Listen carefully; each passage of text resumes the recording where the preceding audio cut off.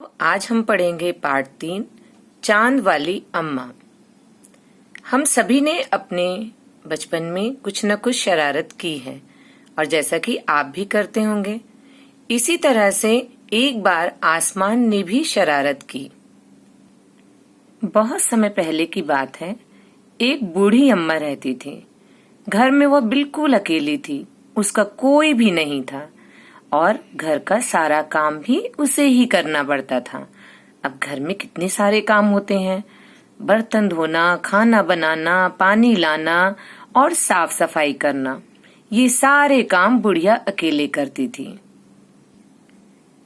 सारे काम करते समय तो ठीक रहता था, लेकिन जैसे ही बुढ़िया झाड़ू लगाने के लिए झुकती थी, आसमान अपनी शरारत करना शुरू कर देता था। वह बुढ़िया की कमर से आकर टकराता और जैसे ही बुढ़िया खड़ी होती, वह आसमान ऊंचा उठ जाता।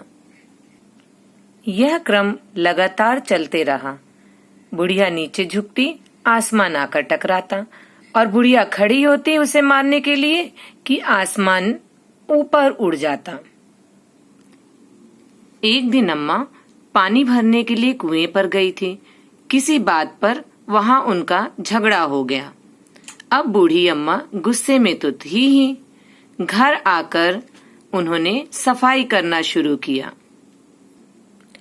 बस फिर क्या था, आसमान की शरारत फिर से शुरू हो गई। बूढ़ी अम्मा झाड़ू लगाने के लिए झुके, वह उन्हें परेशान करने लगा। बूढ़ी अम्मा गुस्से में तो थी ही, उन्होंने तुरंत झाड़ू उठाया और आसमान की तरफ बढ़ाया। आसमान पुनः ऊपर उड़ गया। आसमान भी कम नहीं था, उसे और शरारत सूझी। इस बार उसने कसकर बूढ़ी अम्मा का झाड़ू पकड़ लिया और ऊपर उड़ने लगा। नीचे बुढ़िया भी झाड़ू के साथ साथ आसमान की तरफ उड़ने लगी।